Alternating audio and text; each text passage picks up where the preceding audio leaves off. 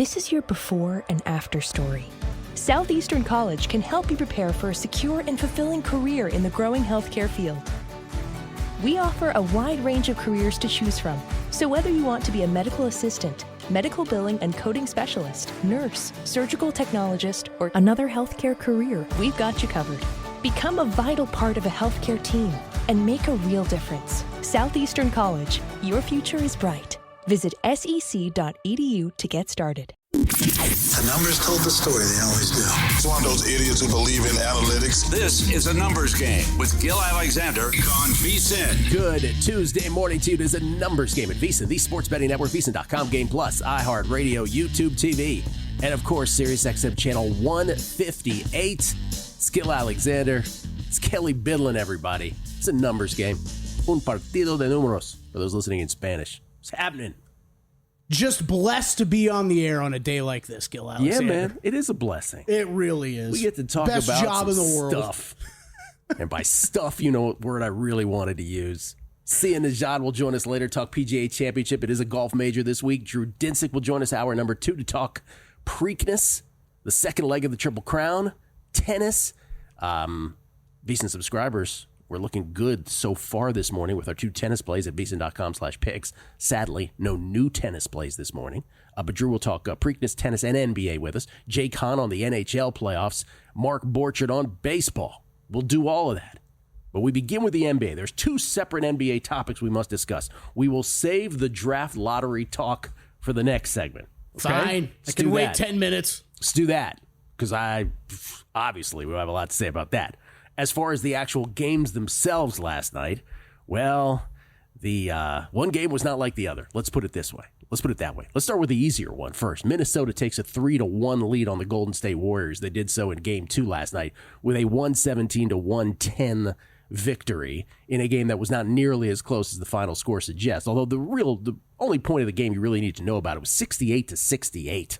Mm-hmm. T-Wolves went on a 17-0 run to go up 85-68. Ant had 16 already in the third quarter by that point when it happened. T-Wolves cruised home from there, leading by as many as 21. If you were on the spread in this, though, I just want to point this out because I know my little buddy Kelley Bydlon was on the T-Wolves minus the points here last night. But in case you missed this, the only thing that was noteworthy from a gambling perspective was that Minnesota led by 16. Remember, the close was 4.5 here. Minnesota led by 16 with under 2 minutes to play. Yeah, thought they were going to do it to me again. I mean, it's easy peasy. What could go wrong, right?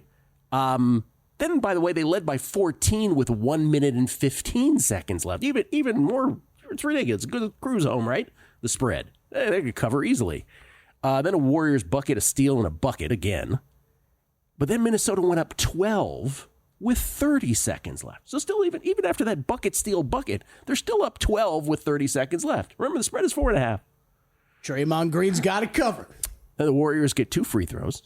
And then I can't remember the exact details of both of these plays because I was so mad about what happened in the San Diego Padres game. That's for later. That I can't remember how the T-Wolves turned the ball over on these. But Nickeil Alexander-Walker just kind of went out of bounds with something. So the Warriors got the ball back. Remember, they're down 10 now. Santos hits a 3. Then DiVincenzo just kind of throws the ball out of the back, the baseline, the Warriors baseline. So the Warriors end up with the ball with seconds left, down 7 in a game. Remember that they were down 12 with 30 seconds left. Mm-hmm. And then Quentin Post shoots a 36-footer that came about as close as I could come shooting it from here.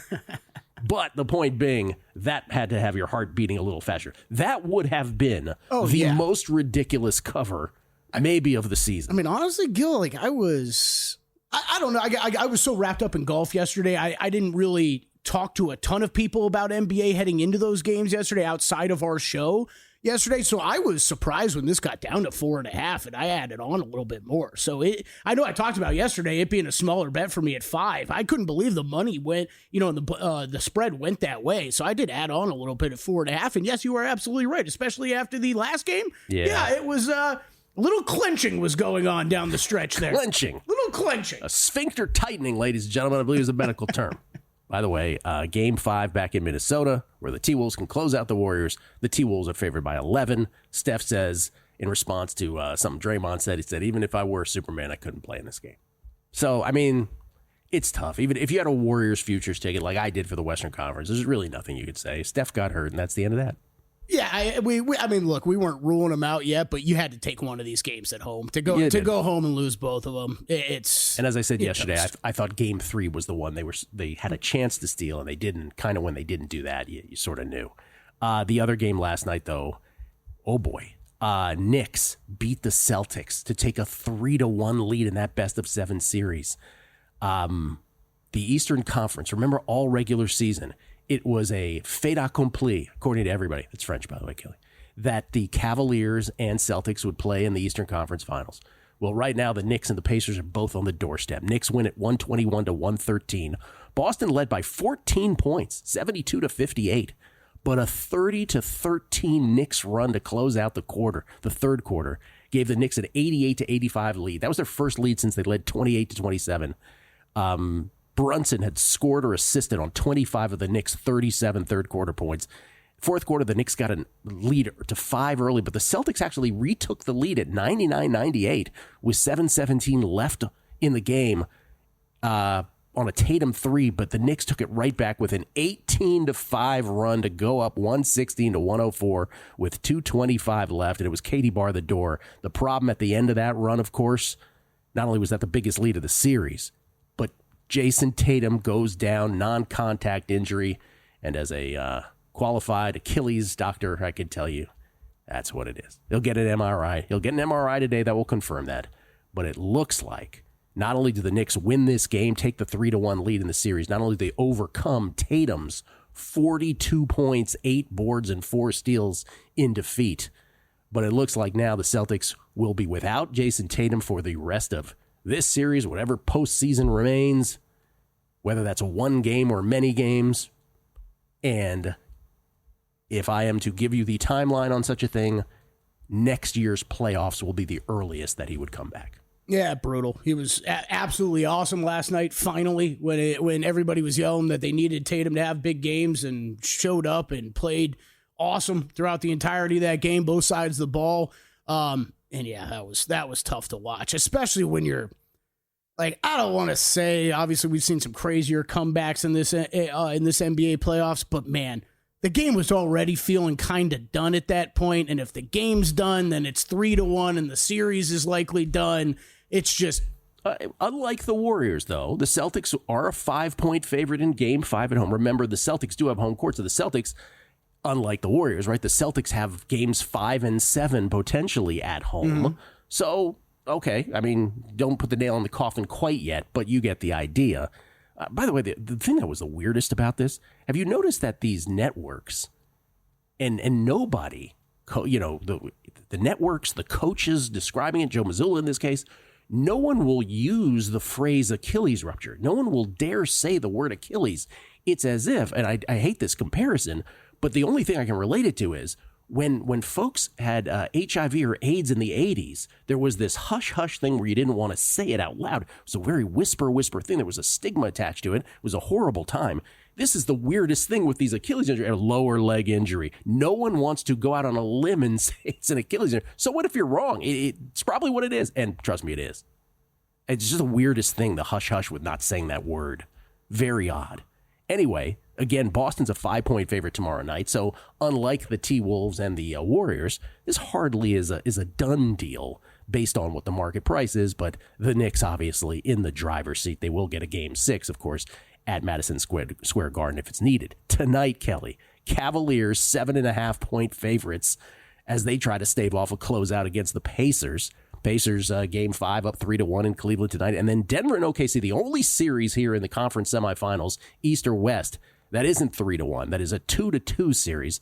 The Thunder are a 10.5-point favorite tonight in OKC. Any play on either of these two tonight? Yeah, I bet the Pacers money line. We talked about the series price yesterday. I feel like it's a little light still with them up 3-1. I think I'm just going to bet this since they're going to be the dog in every game that's left. I'll just take the money line price And I'm just going to kind of martingale my way down the stretch, I think, with this kill. I got plus 270 yesterday.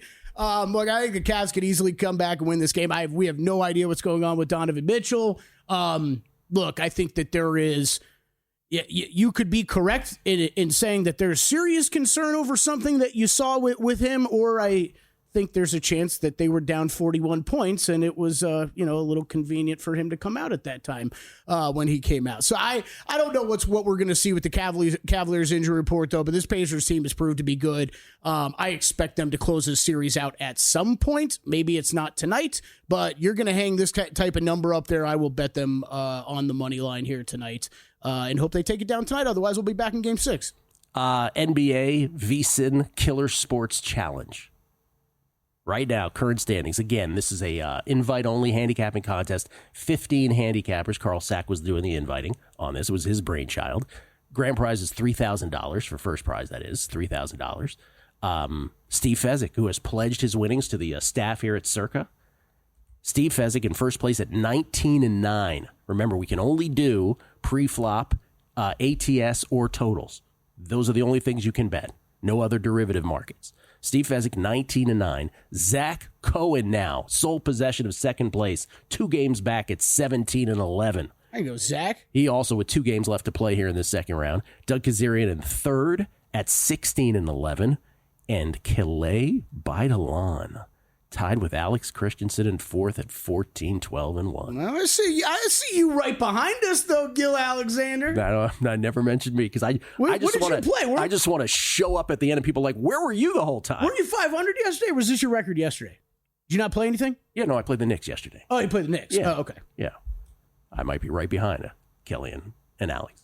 But the point being that Steve Fezzik right now is the leader in the clubhouse, and can anyone catch him here with 10 games to play? Biggest development after those games last night for this contest was me thinking, oh boy, I've got plays to make. Like, I have second-round plays to make here that I need to get in. The person we need to remind that of is Drew Dinsick, who will join us later. Oh, we'll do that. Because he's got 4 left to play here in the second round.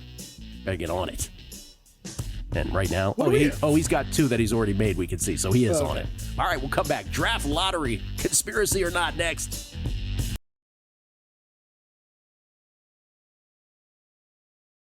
A numbers game on VSiN, the sports betting network. Hey, Kelley Bydlon. Yo, what's up? You want to bet smarter? Yeah, of course. Start with Smarter Insights. Stupid. Right now, you can check out Greg Peterson's MLB picks, Steve Makinen's MLB bullpen systems update, and Aaron Moore's college baseball futures analysis. All right. Not supposed to use the word That's pretty good. Stupid anymore, by the way. Not supposed to do that. Really? Later today, you can check out Zach Cohen's NBA best bets, Wes Reynolds' PGA Championship preview, Jonathan Davis's best picks and props for the NHL playoffs, and Dan Karpuk. Am I pronouncing that correctly? Dan Karpuk's NBA props. Right now, you can sign up for our annual subscription, get 14 months for only $199 with promo code PRO. Just head to VSiN.com/subscribe to sign up today. Dan, my apologies if I did not pronounce that correctly. Gill Alexander. By the way, the tennis picks this morning for subscribers, VSiN.com/picks. We had Lorenzo Musetti minus a set and a half, meaning to win in straight sets, in other words, against Daniil Medvedev.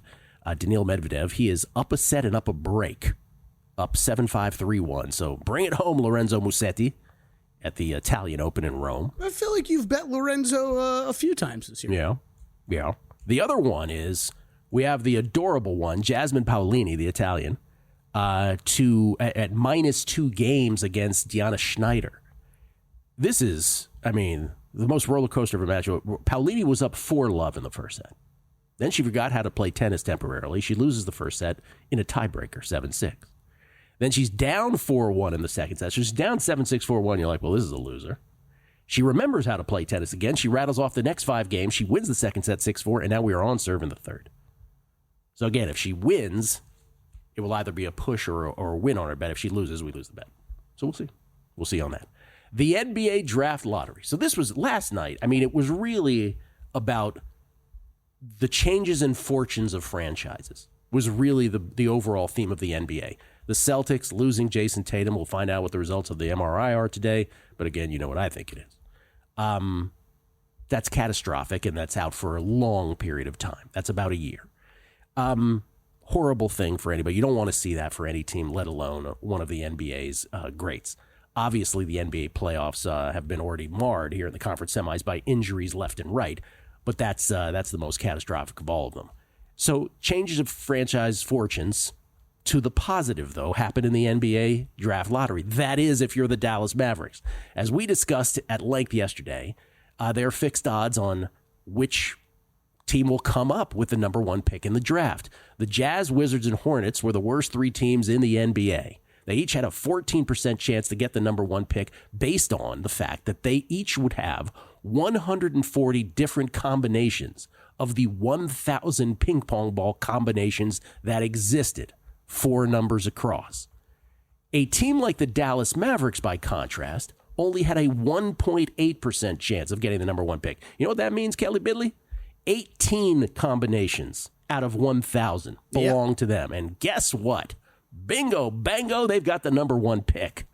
And the Mavericks get the number one pick. The Spurs get the second pick. The Sixers get the third. And those 3 worst teams, they all got knocked out of the top 3. Hornets, Jazz, Wizards, 4, 5, 6. And if you are a fan of one of those franchises, you're just like, well, this is terrible. But hey, that's why they changed the lottery, right? Exactly right. That's why Gill. they changed the lottery. There's a lot of commentary this morning about the lottery. Yeah. There's so many different places we could go with this and start with this. I'm glad you brought that up, though, because I'm not saying this is perfect. I don't know about you. I don't really think that this is ever going to be perfect with the NBA draft. It's very tough with how long the season is, with having a lottery, with how you should set up how the NBA draft order works. But, oh, man, there is not a part of me that feels bad for the Washington Wizards who were tanking from day one of this season, or how many garbage injury reports I had to read about Lauri Markkanen from January 1st on. Gill, that guy had, I feel so bad he must have had 17 different injuries on his body. I feel so bad for Lauri. You know how I know you're being serious? Because your eyes were closed for about 10 seconds straight talking about that. You're like, oh my God. Just sorry. Of all the parts we wanted to talk about and complain about with this process, I will not feel bad for those trash teams at all. Kevin Durant tweeting, tanking must be really stressful on an organization. Kevin Durant, he of manipulating his entire career, making shady comments about other manipulation, or attempted manipulations. LeBron had the laughing emojis throughout as well. It's just comical. Here's the thing. So let's talk about this a couple ways. One, how did we get here with the Mavs getting the number one pick? Okay, let's just by the book what actually happened. The Mavericks went 7-14 down the stretch after Kyrie blew out his ACL. They went 7-14. By the way, AD had injuries as well. But they went 7-14 down the stretch to end up 39-43 after Kyrie's injury. The Bulls, by contrast, the Chicago Bulls, they won 6 of their last 7. Yeah, thanks, Josh Giddey.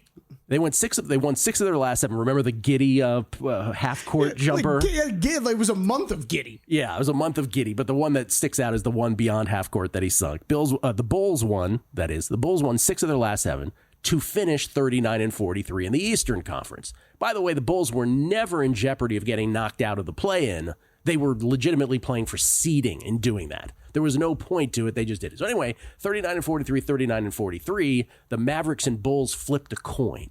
They flipped a coin, which came up Mavericks. So the Mavericks ended up with the 11th slot, and the Bulls ended up with the 12th. What does that mean? That means of the ping pong ball combinations, the Mavericks ended up with 18 of them, and the Bulls ended up with 17 of them. So had that coin gone the other way, the Bulls would have gotten the number one pick per what we are being told by the NBA. If you are to believe the details of that, that's what happened. A coin flip took this away from the Chicago Bulls, who had the audacity to go 6 of 7 down the stretch. Or they could have just lost one more game. Chicago, hasn't figured. That's my point. They haven't figured out this whole tanking or winning thing, Gill. I'm just pointing out to you how it went down. If you believe that all this is legit, these are all the things that happened to make it happen. Yes. Yeah. Okay. That's what happened. And now you have a situation, by the way, there's implications, right? Dallas, number 1 pick. Oh, my God, Cooper Flagg is the prize. Hey, San Antonio has the number 2 pick. Maybe they package the 2nd pick in the draft and the 14th, which they got by way of Atlanta and the DeJounte Murray trade. Maybe they package that with Stephon Castle to trade for Giannis. I mean, who knows? Maybe Dallas wants Giannis at number 1. Maybe OKC wants Giannis, regardless of what happens in this postseason. Anyway, San Antonio purchased. A lot of people betting San Antonio to win the title next year in anticipation of that potential trade. 2 firsts and Stephon Castle. Oh, my God. So there's all of that, right? But then there's the conspiracy theory part, which is, okay, Will Hill, Chris Felica, and I have a text exchange that we have. This predated our one with Fezzik and Wishnev. So we still have a sidebar one. I don't know if Fezzik and Wishnev know that. Oh, anyway, boy. Will Hill asked us, okay, we're all reasonable people here. In your heart of hearts, do you believe that this is fixed? Do you believe this is rigged? Do you believe this is a conspiracy? Felica immediately chimed in. He goes, no, in my heart of hearts, I do not believe it is. Will said 55-45 rigged. 55-45 rigged. Me, Gill Alexander, I said, I hate when people go to the rigged thing for anything. I hate it. I hate when people go to that. However, I added the phrase on this one, I allow for the possibility. And the reason I allow for the possibility is twofold. One, I said it yesterday on the show. We don't get to see the actual draft lottery. I know they bill it as the draft lottery, but it's not the draft lottery. We see the results, the reveal of the draft lottery. The lottery, quote unquote, actually happens in a back room with Ernst & Young accountants, supposedly, right? Where they go through the ping pong ball combinations. Oh, look what came up. And then they assign that pick to that team based on what ping pong ball combinations come up. And of course, the other one is the history of this, as we talked about yesterday a little bit. Ewing to the Knicks in 1985. The David Stern envelope conspiracy. Derrick Rose, Chicago native. Hey, what do you know? The Bulls got the first pick. LeBron to Cleveland, perhaps the most famous of them all. Chris Paul and AD get traded from the Pelicans. Hey, what do you know? The Pelicans get the number 1 pick with Zion. And then, of course, this latest one, which is connecting the dots. Luka to the Lakers. But we'll hook you up with the number 1 pick. My buddy Ray texted me yesterday. He goes, Gill, they made a trade white Jesus for white Jesus. That's what he said to me. That's Ray's opinion. So I'm just saying, with that history, I get it, man. You cannot with 100% certainty. I will allow for this comment. You cannot with 100% certainty tell me that it is not absolutely, unequivocally not rigged. You cannot. I'll allow for the possibility. You can say we don't know. We don't know. I'm with you. I'm sorry. I think the rigged stuff's ridiculous. But generally, I do. But I can't blanket it. As a admitted agent of chaos on this show, constantly, as long as my money's not involved, the craziest possible result for something like this, I'm a big fan of, and that's really what we got. I think if you're going to go rigged, though, what's the top 3? It's not just the top 1, it's the top 3. You have a budding Spurs franchise with Victor Wembanyama. The 76ers get to keep their pick. If they had not been outside of the top 6, they would have lost their pick. Not only do they keep their pick, they vault up to number 3, one of the biggest franchises in the NBA. And the counter to the rigged is, again, well, did Kyrie get hurt by this rigging too? But the counter to the counter is, it didn't matter if he got rigged, they would have rigged it anyway. It didn't matter if he got injured, they would have rigged it anyway. Now where's Giannis going? Trade! A numbers game on VSiN, the Sports Betting Network. I love that we like talking nothing more than the NBA draft lottery. Edge Boost, the first ever bank account built for bettors, ensuring all gambling transactions are approved. No usage fees, no minimums. Earn cashback rewards. 100% approval for all betting deposits. Sign up today at edgeboost.bet with promo code ANG. That's promo code ANG. ANG is an A numbers game. Deposit $25 and Edge Boost will match the deposit. That's edgeboost.bet.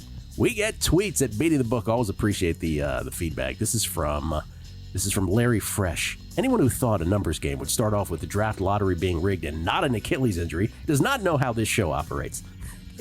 They might miss NCAA picks in a contest, but not missing an opportunity to talk about Achilles. Shout out to Delicious. There are so many good things in that tweet. The one, the shout out to Delicious. 2, he remembers the fact that I forgot to put in an NCAA pick in that contest. And 2, well, we had to go with the actual games before the lottery. Can't diminish that. We're not sports talk radio. We are sports betting radio after all. Las Vegas 514, yo. as an avid Washington sports fan, the Washington Wizards has to be the worst of all the major sports teams. They can't even ping pong right. 140 possible combinations. Sheesh. Yeah, man.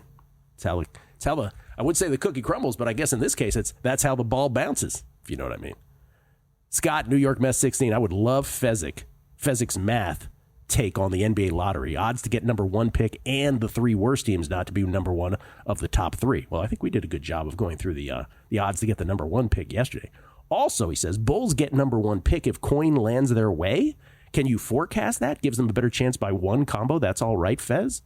Yes, you can forecast that. Again, the way that this works is, again, there's nothing to project here. The coin flip, yes, it determined who got 18 combinations and who got 17. But the point is that the team with the 11th pick, with the 18, one of the combinations of their 18, regardless of what that team was, ended up with the number 1 combination. Right. So absolutely, it was the coin flip. Now this is OPS pluses for commies. He said, Tim has a picture of Tim Donahue. He says, Tim is here to tell you that this NBA slander cannot stand. And this might be the greatest tweet of all time. Justin D at JD Terp 23. Will Hill starting the exchange with you and Felica. We're all reasonable people here on a thread without Todd and Fez. LOL. It's the best tweet of the morning. That's outstanding. That's a Hall of Famer right there. Well done. That's pretty good. We could talk about this thing all day. The Bulls. Let's just start with them again for a second. Oh, yeah. Let's please start with the Bulls. Okay. What are you doing? You and I, okay, you go ahead, because you ranted about this off air. It's just we talk about it all the time. I don't know how many times we say it during an NFL season, during an NBA season. The worst place you can be is stuck right in the middle. Purgatory. And for as much crap as I just gave the clearly tanking teams, whatever, they're doing what they're supposed to do. The worst place you can be is right in the middle. And the Bulls have just either made moves or not made moves over the past 3 years that every offseason, as we go into the season, leave me scratching my head wondering, what's the purpose of this team? Just to secure the 9th, 10th seed again, like they did the year before? And they keep doing that, Gill. Well, I pointed out, I hope people didn't gloss over this. They were not going to be knocked out of the play-in. They were just playing for seeding. Mm-hmm. It's not like they were fighting desperately to get into the play-in. They were in the Eastern Conference. Once you got past 10, there was this chasm, right? Mm-hmm. So it made it even more ridiculous.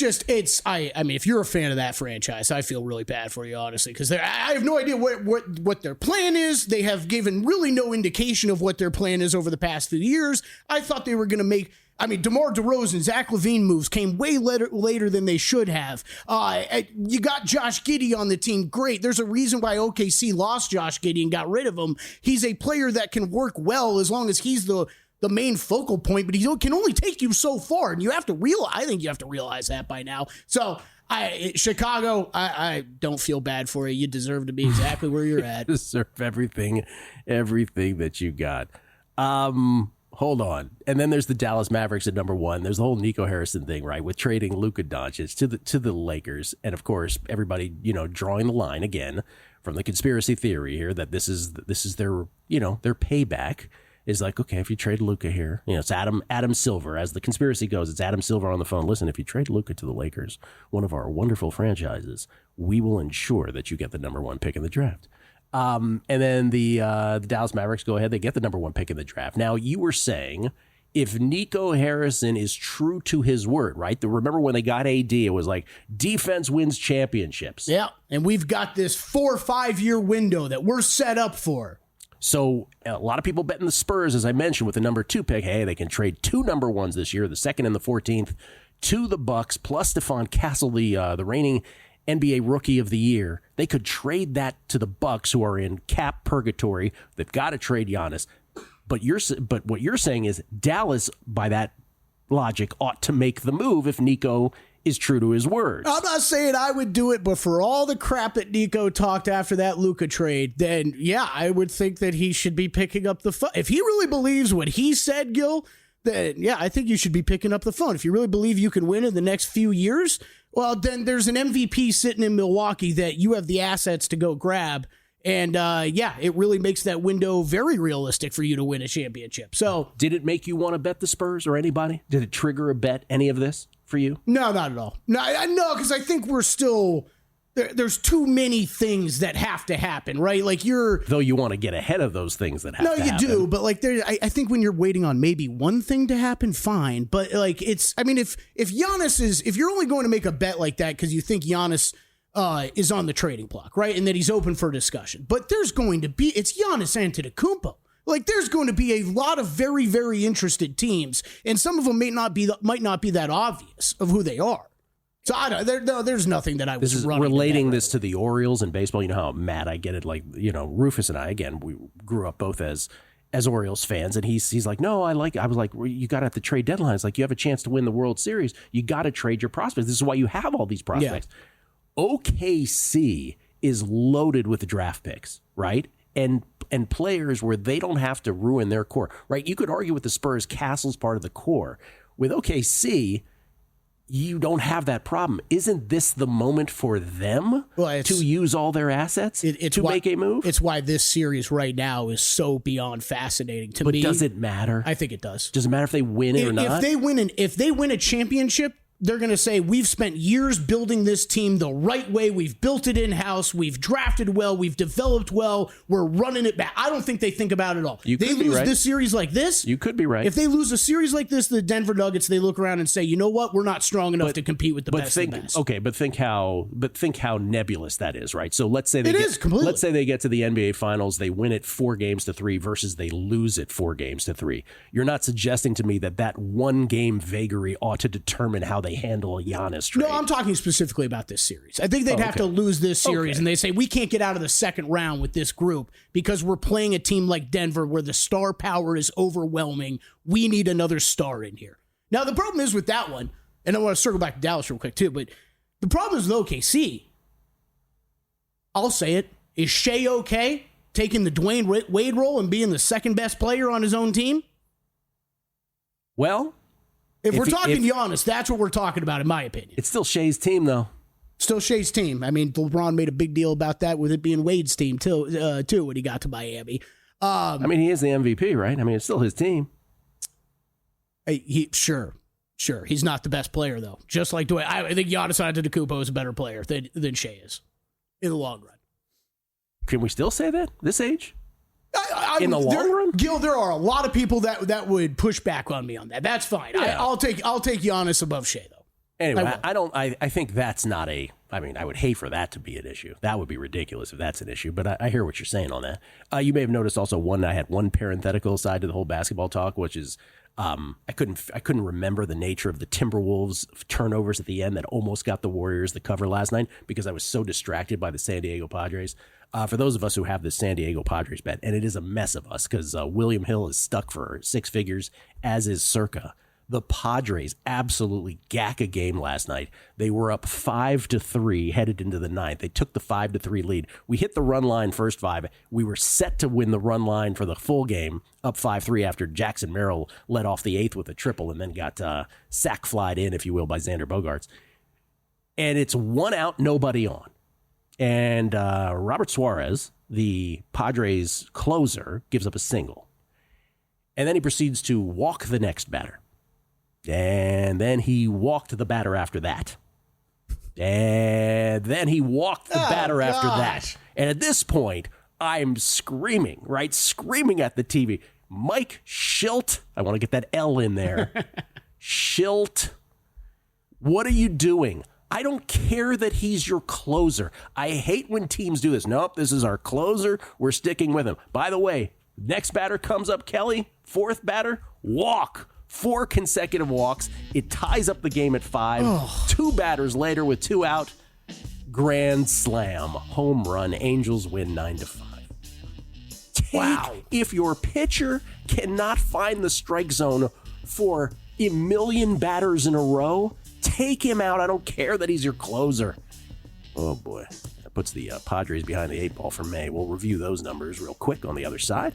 And we'll also talk to Jake Hahn on hockey next.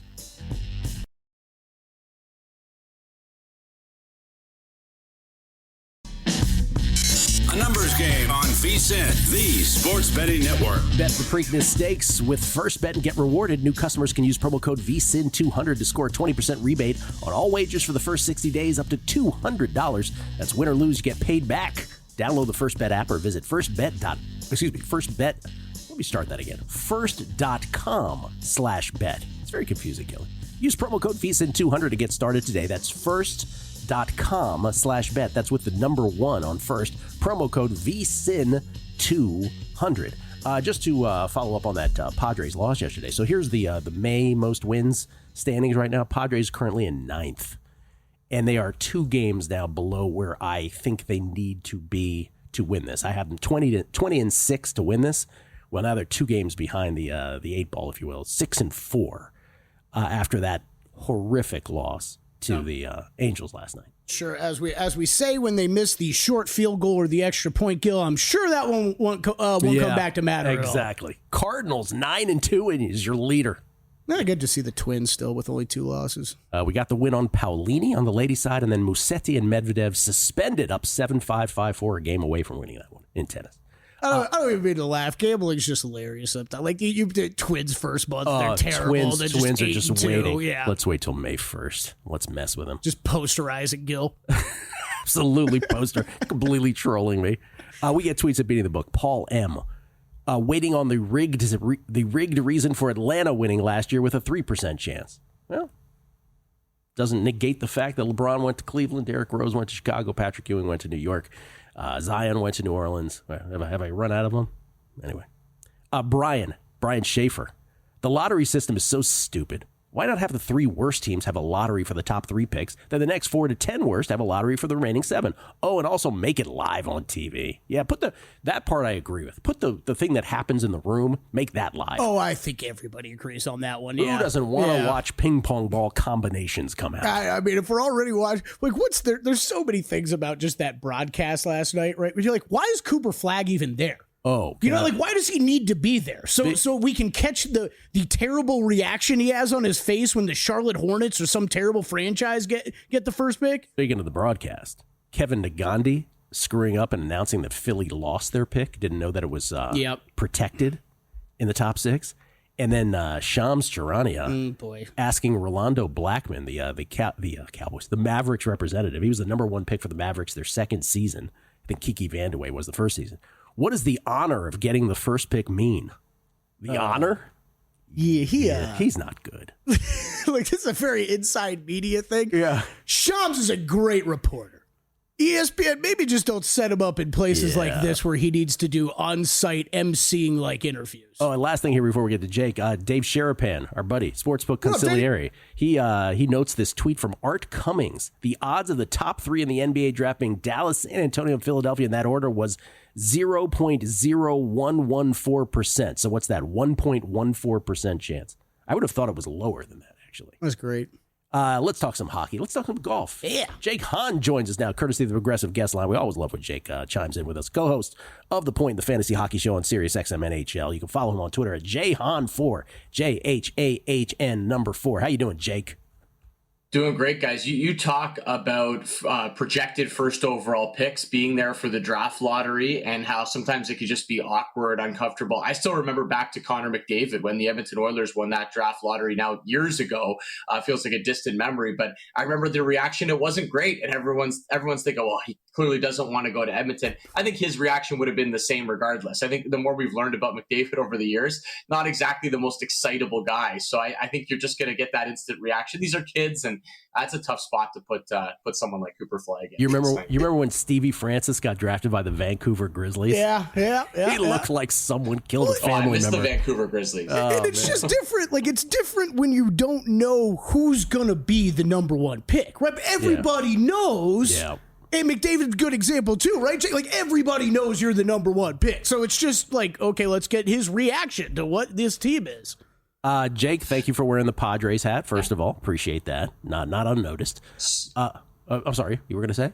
So I was going to say sorry for the last two losses. You lose to the Rockies on Sunday. I mean, no one's losing to the Rockies right now. And then I don't even know how to explain that. They've been so good at closing out games all year. And then that happens against the Angels. So hope they can go on a run for your May wins here. Yeah, this is Brian Morian. It says, we can now add Mike Schilt. Get that L in there into the ANG vocabulary along with Kelley's girl with the tats. Stats with an A. All right, before we give your hockey, PGA Championship, your thoughts, sir, because I know you love to bet golf too. I do. And I mean, if you've listened to me before, I mean, me and Kelley chat about it all the time. I'm not a big top of the board guy. I always like to look a little bit deeper. I don't really want to bet guys at 4 or 5 to 1 on the odds board, but as we're entering this PGA Championship, guys, all the top guys are playing so well. I mean, Scheffler just won by 100 in his last start. Rory McIlroy, as we know, finally gets the monkey off his back, plays well at the Masters. He just played well all season, winning at the Masters, winning at the Players, winning at Pebble as well. He's just racking up big wins at elite golf courses. And Bryson as well, playing well on LIV, in the mix at any big tournament. So it's hard to ignore the top of the board. I think out of the three, I'd still lean towards Bryson just because of the price. I think he should be priced close to these guys, which he is. He continues to creep up the board. I do think it's creating a little bit of value in that next range, though. If you're interested in a Justin Thomas, who's obviously won this tournament a couple times, I think Xander Schauffele is a very interesting name to look at if he's found his game. But I can't ignore Ludwig Aubert, whatever we're calling him right now. I can't ignore him at that number, guys. If you would have told me a little while ago if I'd get him close to 30 to 1 at a tournament like this, I think that sets up great for him. I feel like I'm going to have a few bucks sprinkled on the big Swede this week. All right, to the NHL, Jake. Let's start with last night's games first. 2 series that are now both 3 games to 1. The Caps lose again to Carolina. Like so many Caps teams, this is from a Caps fan's perspective. Great regular season, feels like it's just going to end in a fizzle in the postseason. And then the Vegas Golden Knights down 3-1 to the Edmonton Oilers, the aforementioned Edmonton Oilers, where if Riley Smith doesn't put the biscuit in the basket with 0.4 seconds left in Game 3, it's a sweep perhaps, with that one going to overtime. Do you give the Caps or the Knights any chance in this series? Respectively, I never like to rule teams out, Gill, especially like 3-1. I know it seems like a mountain to climb, but really I always look at it as go win 2 games and then Game 7 is its own animal, right? Like just win the next 2 games, force that 7. And then when you're the team that has to play that Game 7 up 3 and you were up 3-1, I think that pressure is on you fully, right? And you could maybe freewheel a little bit if you're the team that's down 3-1. So I always like to look at it like that, but that's easier said than done. From my perspective, it's tougher to go do that against teams that are playing really well. Carolina's full marks for being up 3-1. I think Edmonton full marks for being up 3-1 as well. You just made the point. This could have easily been a sweep, and I think the Oilers are playing like the Oilers from last year, which is very scary for the Vegas Golden Knights. So I like Edmonton. Connor McDavid playing with looks like full health for the first time all season. I think the Oilers find a way to close that out. The Capitals interest me a little bit only because the number is so huge. I'm seeing them around 12, 13 to 1 to win the series right now. Win a home game in Game 5. Like, you don't have to bet too much to get a little bit of a sweat out of that. If they win 5, put a little pressure, find a way to win a road game in Carolina. They do still have the 2 possible home games if it makes it to 7. So just strictly based on the number, the Capitals have a little bit of interest in me. Yeah, both Vegas and Washington both have games 5 and 7 potentially on their home ice. The difference is Vegas a minus 125 favorite in Game 5. Washington a plus 147 dog in Game 5. But okay, Washington on the adjusted series price 12 to 1, pretty interesting. Tonight, Game 4, Winnipeg and Dallas. Dallas up 2 to 1 as Mikko Rantanen continues to just dominate this postseason. Dallas is a minus 142 favorite tonight. Do you like the Stars? I do lean towards the Stars on home ice. I don't see a ton of value in the money line for tonight. And I do think on the flip side, if you like Winnipeg and you want to make a case for the Jets, and the odds aren't crazy. Yeah, the odds makers are giving them at least a decent chance to win this game on the road. I think I would prefer to play that series price you guys have up there at plus 260 for the Winnipeg Jets. So if you're going to bet the Jets tonight, I think I'd rather take that. They win the game. All of a sudden you got home ice advantage, and they've been very, very good on home ice all season and into the playoffs. And it does feel like Connor Hellebuck is slowly finding his game here, guys. He's not in peak Vezina form. He did get the shutout in game 2, but he's figuring it out a little bit. Now it's been more difficult for him on the road. Ottinger on the other end has been great for Dallas all playoffs long. I'm going to go with the under tonight. I'm going to go find an under 6. You have to pay a little bit of juice for that under, but it protects you for that 4-2 score. If you get an empty netter late, you end up with the push. So under 6 for me in Dallas Winnipeg tonight. Okay, and that's the only hockey game tonight is the Dallas Winnipeg game for under for Jake, under 6 specifically. Likes the Caps adjusted series price, game 5 in that series, not till the day after tomorrow. And then obviously the adjusted series price you just mentioned on Winnipeg too. He's slightly interested as well. The only other series we didn't mention, along with Vegas and Edmonton game 5 tomorrow, is game 5 between the Panthers and the Leafs. That series knotted up at 2 apiece. We're back in Toronto. The Leafs are a dog though. Which way are you going? I got to go with Florida here, guys. It feels like they're taking over this series. The Leafs had their chance. They had them down and out in game 3, a chance to go up 3-0, and Florida seems to have found their game. So maybe the 2 days off will help Toronto kind of reset, realize they still have home ice advantage, but I don't think there's a ton of value in the money line on Florida, but I do like the Panthers to find a way to win this series. Man, oh man. Come on, Toronto. Thank you, Jake. Appreciate it as always, man. All right, guys. Have a great week. You too. Drew Dinson, next.